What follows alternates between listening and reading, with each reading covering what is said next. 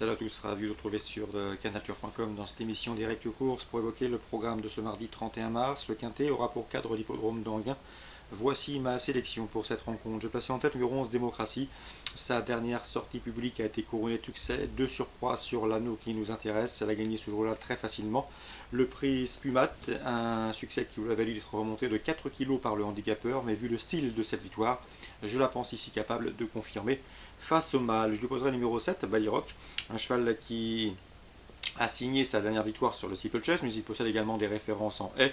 Il a terminé quatrième du handicap référence, le prix prédicateur le 14 mars, une confirmation attendue. Le 6, Visionis, qui a été jugé digne de courir au niveau groupe 3 l'an dernier, en fin d'année dernière. Le cheval a terminé deuxième sur ce tracé pour sa rentrée. Dès lors, elle mérite également une mention des plus favorables. Ensuite, derrière le 11, le 7 et le 6, je retiendrai le numéro 4. C'est Perly Clermont. Le cheval est toujours un gambe à l'âge de 9 ans. Il n'a jamais terminé plus loin que 6e lors de ses 7 dernières courses courues. Sachez également qu'il compte 2 victoires et 3 places en 7 tentatives dans les quintés. Autant de bons résultats qui plaident dans sa faveur. Le 5, Fiat Lux, qui a terminé 4e lors de son unique sortie sur le tracé qui nous intéresse. Mieux vaut donc s'en méfier.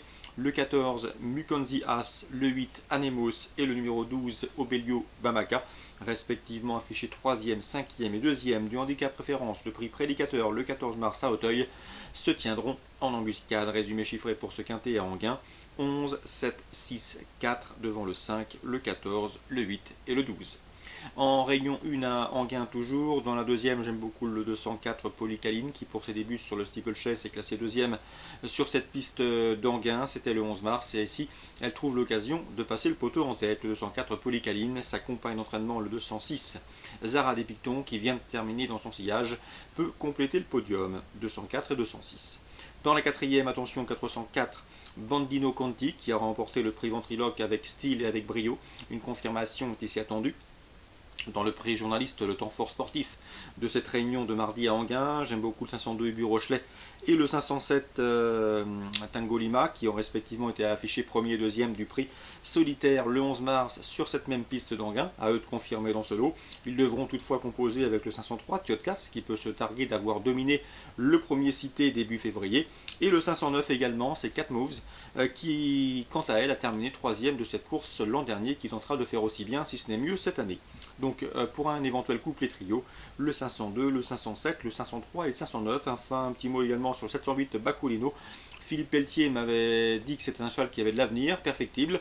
Il a débuté convenablement dans la discipline et à mon avis il ne devrait plus tarder à passer le poteau en tête, pourquoi pas dans cette course à sa portée. Le 708 est Bacolino, course ciblée à Anguin, Réunion 1, 2e, 4e, 5e et 7e. Un coup de cœur à Marseille-Borelli en Réunion 2, il s'agira du 505, à savoir Viking Quest. Le cheval avait remporté un handicap de même facture sur ce tracé à pareille époque l'an dernier. Il se retrouve somme toute assez bien placé sur l'échelle des valeurs et je pense qu'il peut faire aussi bien pour son nouveau déplacement en terre phocéenne, le 505 Viking Quest. Attention également en Réunion 4 à Vincennes maintenant, au pensionnaire de Christophe Hamel. Il pourra notamment compter sur le 109 Fulex de Lésigny, un cheval régulier qui répète toutes ses courses autre montée qui devrait une nouvelle fois être dans le coup.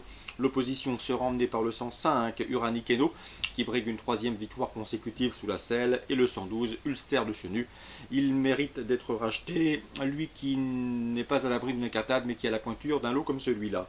109, 105, 112, mais pas vraiment d'ordre préférentiel, puisque le 112 Ulster de Chenu me semble meilleur que les deux premiers cités, mais également plus délicat. Dans la deuxième, je vous conseille le 210 Balade Hermès. Son entraîneur Christophe Hamel se voit une chance régulière. D'après lui, sa protégée devrait être dans le coup. On lui posera le 211 Badianera qui est confié pour l'occasion à Jean-Michel Bazir et qui était préparé en conséquence pour ce rendez-vous. Donc course ciblée à Vincennes, à Réunion 4, la première et la deuxième. Excellent jeu à tous, bon début de semaine et à demain.